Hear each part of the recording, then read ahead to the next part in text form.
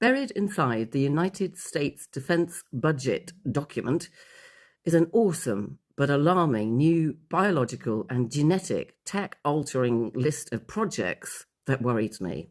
They make things that are for life, that for fighting wars with, and within the last couple of weeks, the US Congress signed off $640 million to support this. It's called Biological Technologies for Defense Resilience. 40% increase in money going behind this. And right after that budget passed, the Defense Department's BioMADE Institute held a closed-door meeting in Washington with DARPA's Biological Technologies Office. They were discussing defense applications of biomanufacturing resilience. That phrase worries me a bit. Biomanufacturing user resilience sounds a bit harmless, but what does it really mean? Well, the Pentagon is building a synthetic biology supply chain using living cells as mini factories. Instead of machines producing fuel or materials, microbes and enzymes will do it.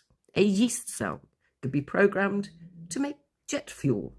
Bacteria could grow self-healing armor. Portable bioreactors could print vaccines on demand for soldiers out there in the field.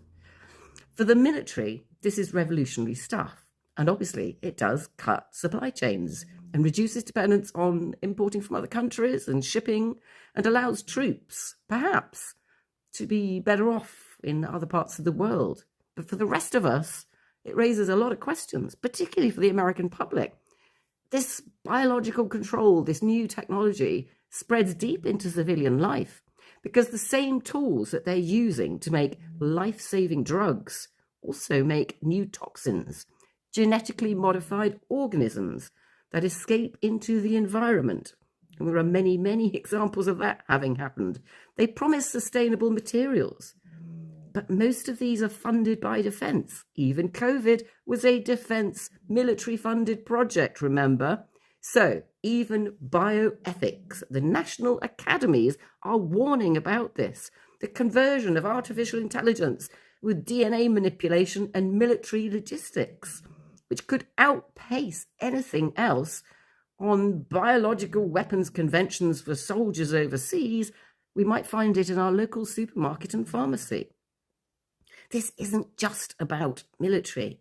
This is what worries me. And yet nobody seems to be looking about it. They've just boosted the budget 40% and had closed-door meetings with DARPA about it. They're rewriting genetic code, manufacturing medicines that don't go through other countries' regulations. And we know where that got certain vaccines, don't we? There's hardly any transparency I can see. There doesn't seem to be much debate about it. Biology is no longer medicine or agriculture. It's all about war and chips and AI. The Pentagon is quietly shoving this away, hiding it, but it owns the blueprint for what is an astronomical responsibility, because everything is made ultimately from living organisms, bacteria, fungus, viruses, and yes, human cells, just like ours. And I wonder where they managed to get all those DNA profiles from. Yeah, did you have a PCR?